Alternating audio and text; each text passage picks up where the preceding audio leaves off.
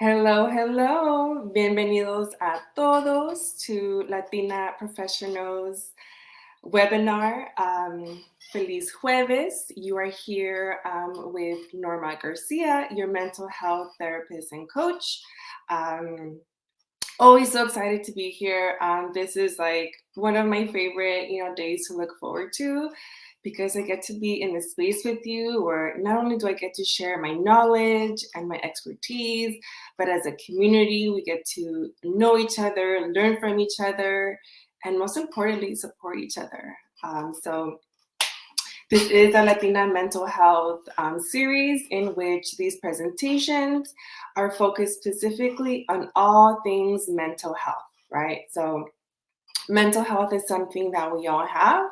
And so it's really important that we take care of ourselves on a daily basis so that way we are able to show up and be present and be our best selves in all the different areas of our lives. So as you're all coming in, um, per usual, let us know where you're coming in from, what city, state, country, also what industry you're from, and what are you hoping, to learn in today's presentation. There must have been something that, caught your attention.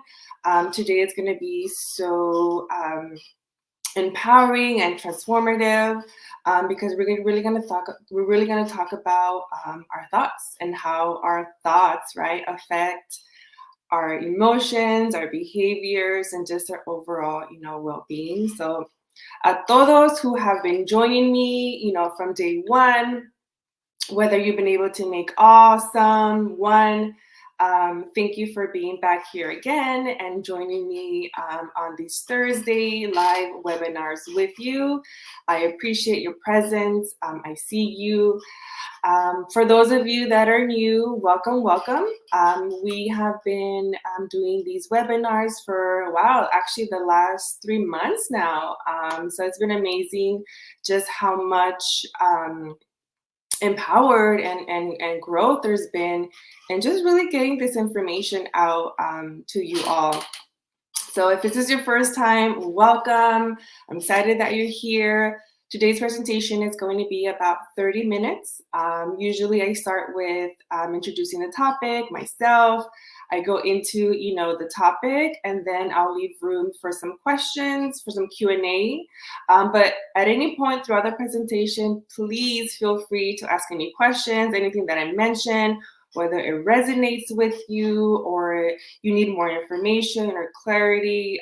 We're here together as a community, todas juntas, we're learning from each other. So if anyone asks any questions and you want to share your experience, your feedback, please do, because together that's how we get to support and empower one another.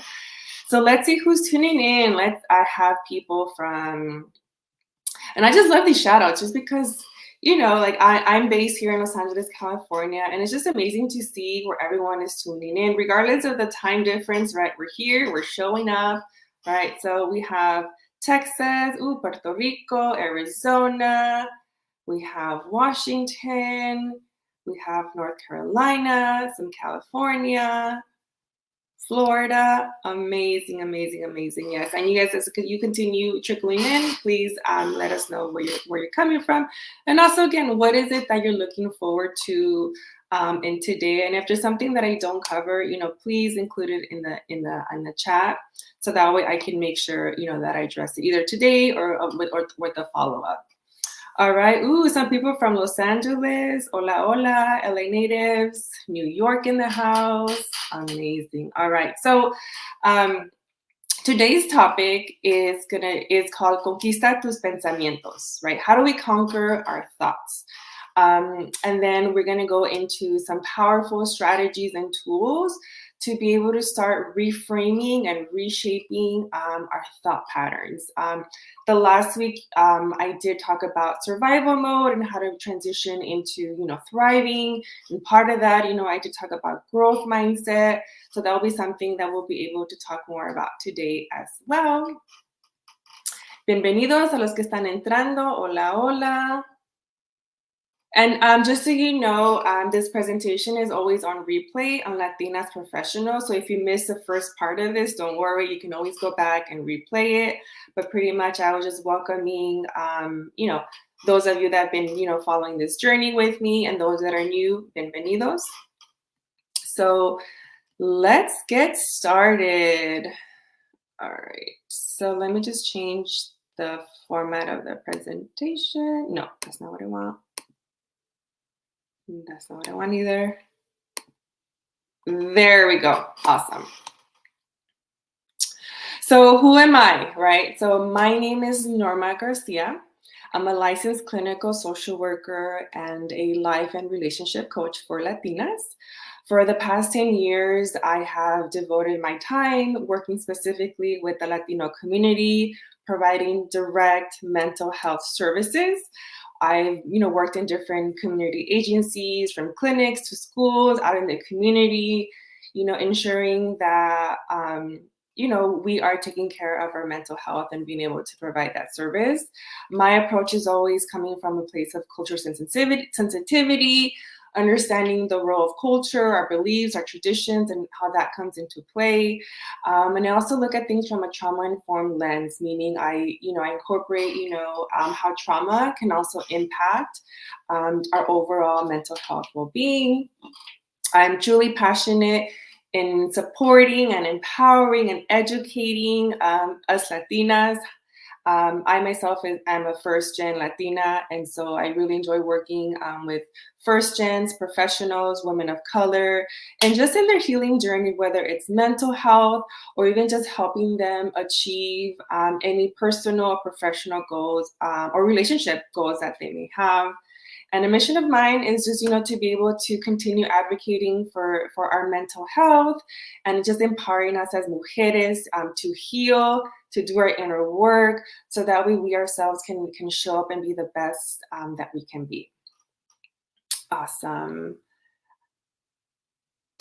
So yes, so I wanted to start with, today I'm going to pull from an evidence-based practice that is called cognitive behavioral therapy. And so with this evidence-based meaning that there's a lot of research behind it that has proven that this approach works in therapy. And so with this cognitive behavioral, what it really does is it really focuses on our thoughts. So the connections means our thought process, right? The behavior, right, means like how we're reacting, how we're behaving, right? And so really focuses on like how it is that we're interpreting situations. And so here you'll see that there is this cognitive triangle. And so what this triangle demonstrates is you'll see that there's thoughts. There's thoughts, feelings, and behaviors. So what this triangle means is that there's a relationship between these three, meaning that our thoughts, emotions, and behaviors, they affect each other. And so one thing that I also want to point out, right, is that a lot of the times we feel that the situation itself is what is affecting us, but really it's taking a step back and looking at the situation. And in terms of how we're interpreting the situation, right? When a situation happens, right, the situation is just the facts. Who, what, when, how, why, right? Just the facts, right? And then we ourselves, based on just our own experiences, our own belief systems, the things that we've gone through, whether there's trauma involved as well, whether we're in survival mode, right? All of those things are going to impact how we interpret that situation, meaning what assumptions are we making about that situation?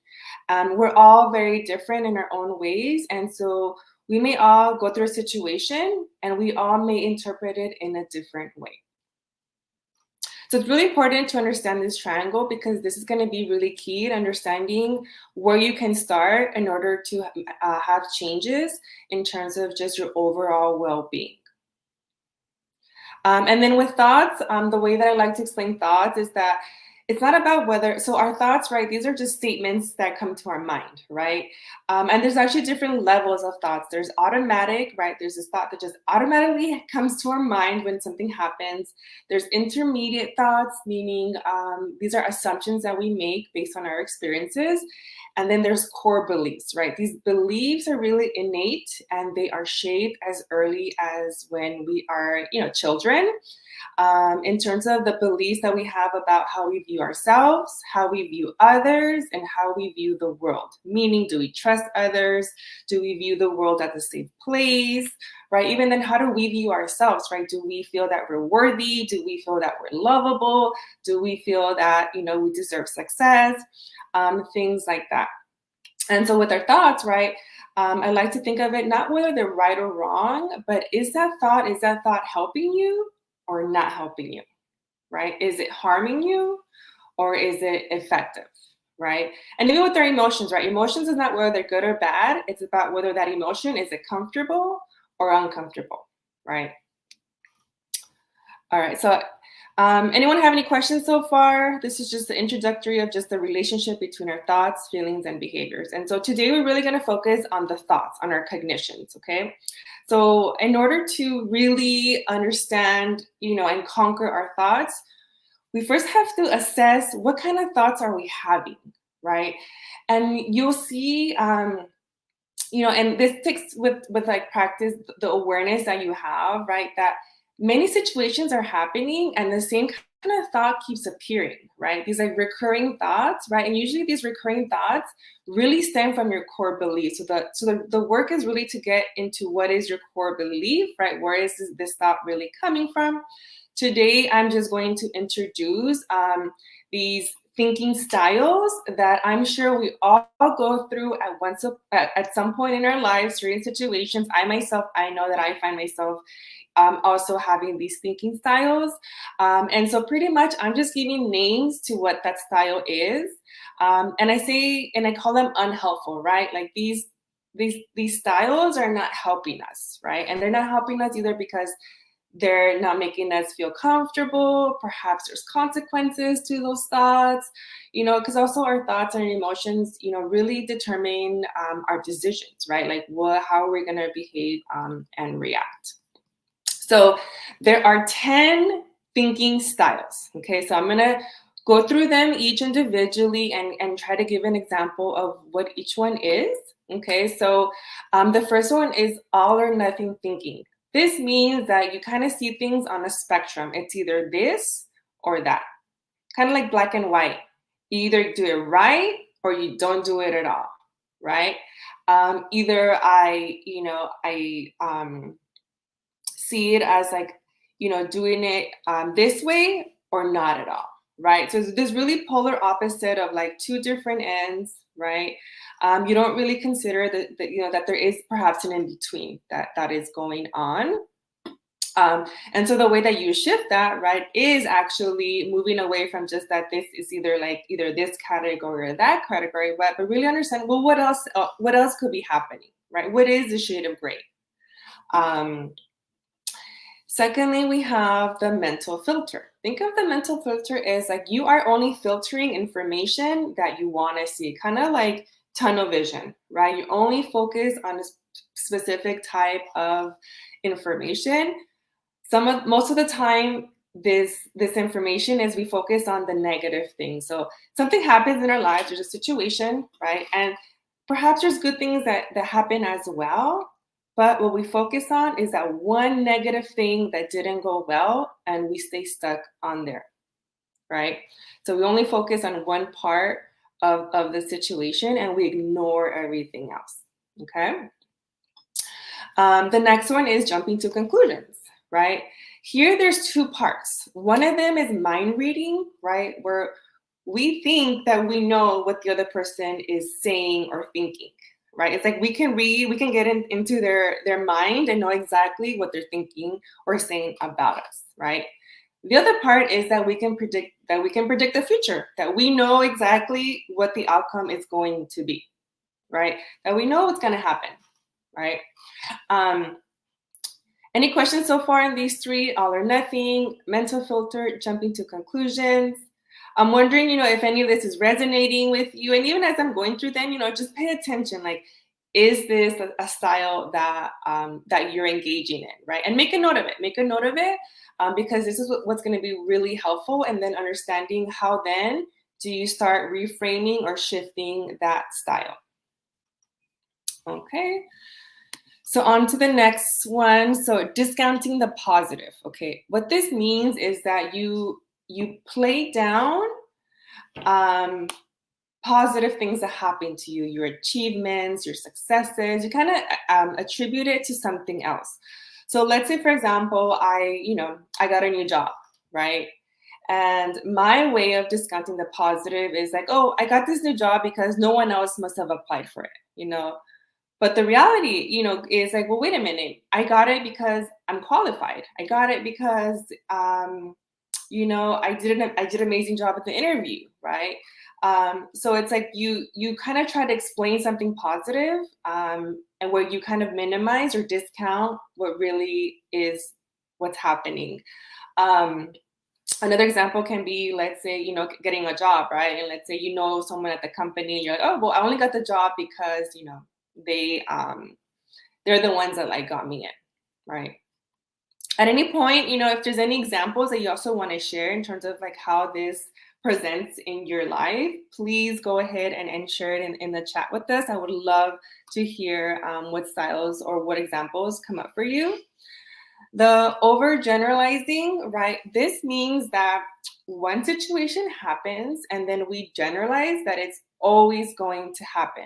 So think of this of when you hear someone say the statements of you always or I never, I always get it wrong, nothing ever good happens to me.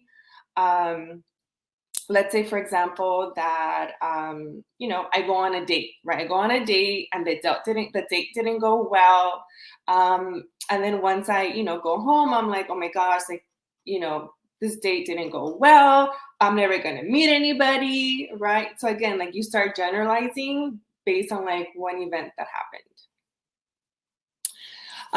Personalization, right? This means that you take things personal, okay? Meaning that you blame yourself for things that had nothing to do with you, right? Even if perhaps you had some kind of responsibility or some accountability, right? You really take it on like it's your fault. So statement like it's my fault, right? It's a perfect example of how we, personalize things. The other part too is, not taking accountability, right? Like blaming your behaviors to someone else as well. And then we have, I'm just looking over the chat. I see Washington people are here connecting. Love that. This is a perfect opportunity for that, right? To meet each other, to connect. All right, so moving right along, we have a few more to go through. The shooting and the musting. This one's a really popular one because I know we all do it. And this just means, right, these expectations that we set for ourselves, right? I should do this. I should do that. It must be this way, right?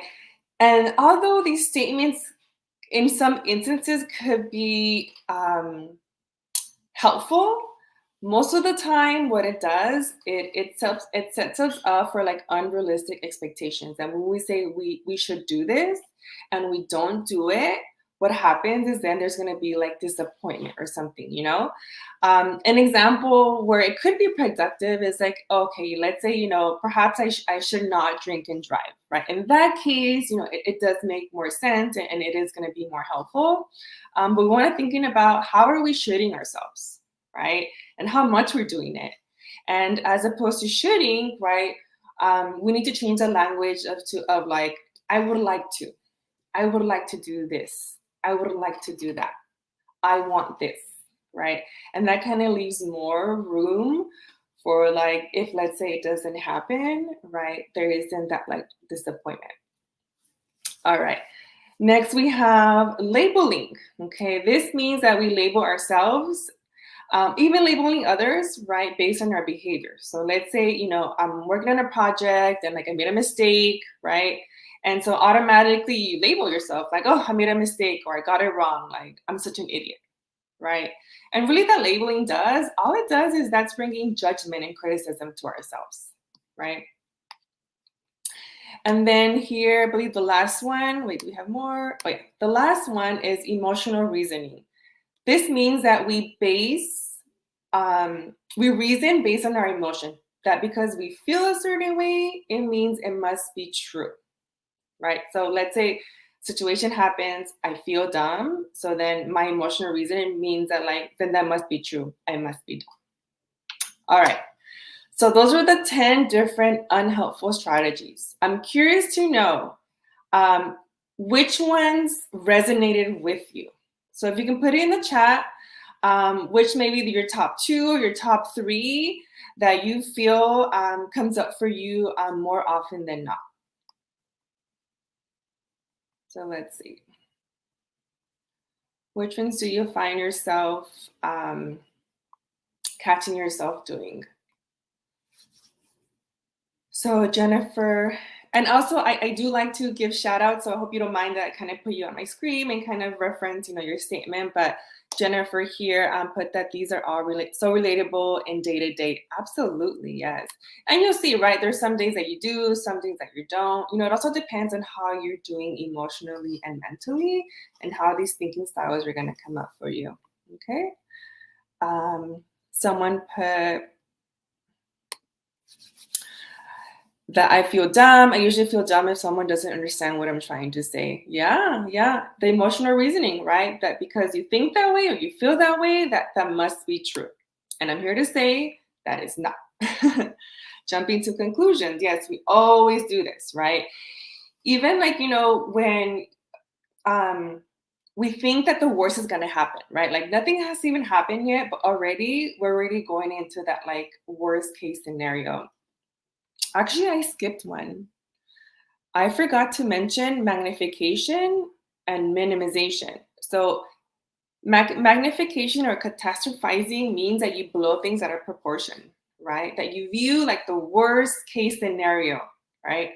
And the opposite, minimization, right, is that you make something less important. Like, oh, that's not important, or that doesn't matter. When in reality, it is. And sometimes we even minimize our emotions, right? Like when someone asks, hey, how are you doing? Oh, I'm doing fine. I'm doing good, but when we really check ourselves, right, we're not doing good. We minimize.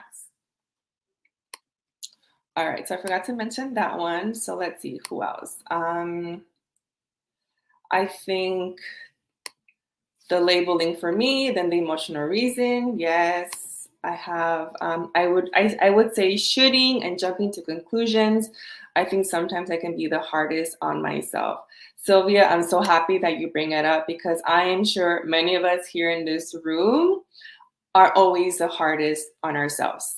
And I think especially as Latinas, right, and just the way, our belief system that, we have to work hard, our work ethic, and we have to show up and we have to do this and we have to do that, right? Like we ourselves create this barrier that makes it even difficult, to do things. Brenda was saying definitely relate to that one. Yes, love it, love it. Yeah, thank you all for just sharing that, and as we move into, how do we start reframing or shifting those thinking styles, right? The first part of this is exactly what you guys did, right? Label that thought, have that awareness. If moving forward, right, as situations happen, pay attention if you are engaging in one of these thinking styles, because that in itself is going to be informative to like, okay, right now I'm jumping to conclusions. How can I challenge this, right? How can I shift or reframe this thought, right? This thought, it happens automatically, right? It's not that we're going to get rid of these thoughts. These thoughts are still going to continue happening. However, the power is going to minimize. The power is going to get smaller because we're not giving it as much attention, because now we're going to start looking at what are different ways that I can look at this situation, right? So this part gets me next into like, how do we start challenging our thoughts, right? So step one is, to label what is that thought, right? What exactly is the thought that's happening in the moment? What am I interpreting? What am I assuming, right? And then what thinking style is it? Then you go into, how do you challenge those thoughts? And so the way that we challenge that is that we start asking ourselves these specific questions. So on the next slide, I have these questions for you, right? And you want to ask these questions when your thought happens. Okay, so the way that I teach in terms of like how do you challenge your thoughts is you want to look at the evidence. You want to look at the facts, right? Like what is the evidence that this thought is true, right? What is the evidence that this thought isn't true, right? So we kind of start seeing that evidence, and with that evidence, it starts like making us think that, okay, maybe, there's a different way of looking at this, right? What's the likelihood that this thought is going to happen, right? What assumptions am I making?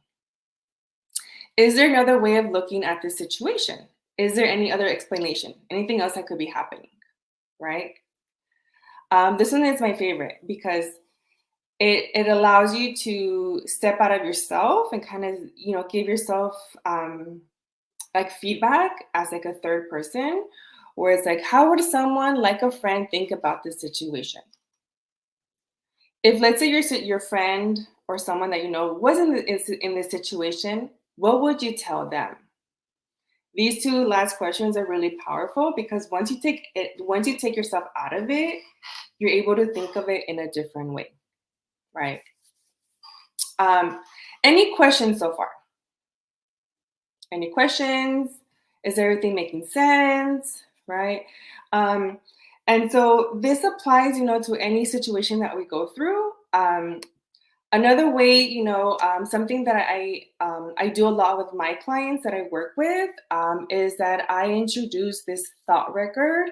It's something that you can do. You don't have to, but it really helps organize and really have awareness of those recurrent thought patterns, right? So in this thought record, as you can see, there's different columns, right? There's a situation, thoughts, emotions, behaviors, and alternative thought, right? So kind of putting everything together that we talked about, right? The situation, again, would just be the facts. Who, what, when, how, what happened, right? The thoughts would be then, okay, what are my automatic thoughts? What went through my mind when that situation happened, right? What thinking style did I do? Right? Then the emotion. How did you feel? How did you feel in that situation? And then how did you behave? Right? What did you do? What was your response? Right? And then the last column which is the alternative thought. This is where then you incorporate those questions, right? Like what's the evidence to support, to not support?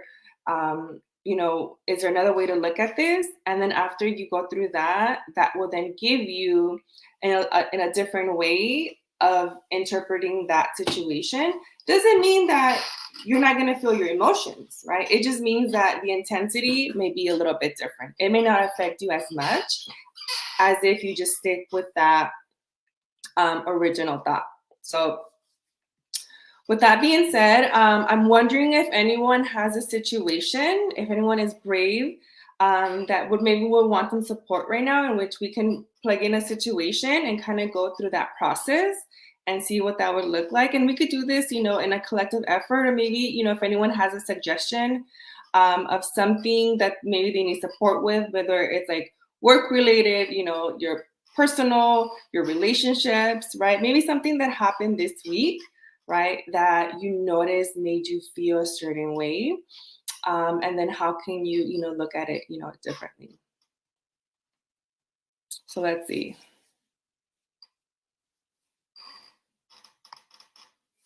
Yeah, so Lisa is saying, what would you tell a friend who had that thought? Yeah, absolutely. Again, when you remove yourself from that, it's so powerful. Yes, Jennifer, put it in your toolbox, right? This is something you can always reference and do, right? The more that we have awareness of our thoughts and how we're operating, right, the more that we can understand and do something different.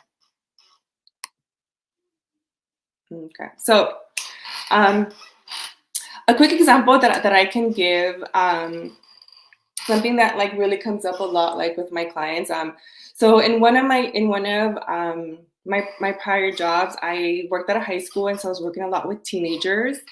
And something that really came up a lot was situations like, I was walking, and then, someone looked at me the wrong way, right?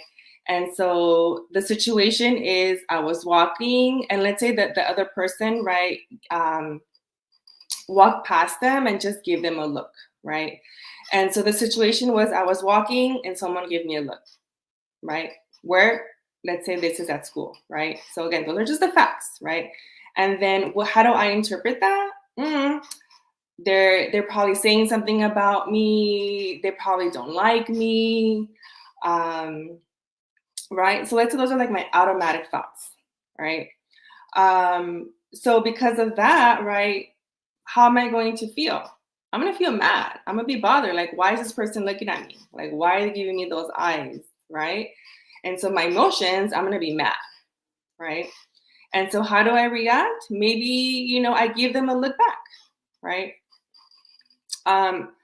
And so then looking at then the way that you would want to like, reframe it or explore and challenge the thoughts is like, okay, what are the facts here, right? Like, what could be another explanation? What if they were having a bad day, right? What if, they didn't do, it wasn't even for me. It wasn't even like personal, right? Maybe they just meant it for it to be someone else, right? So when I start thinking about that, like, I'm like, okay, maybe it wasn't about me, right? Like, I still didn't like that they looked at me that way, but maybe I'm not going to be as mad, right? So that's just one simple, quick example, right? Of just the power of how we can challenge our thoughts and what it does for us. And even if it means that your emotion is a lot less intense than when you automatically reacted, that in itself is a win. Alrighty, so we're coming to the end.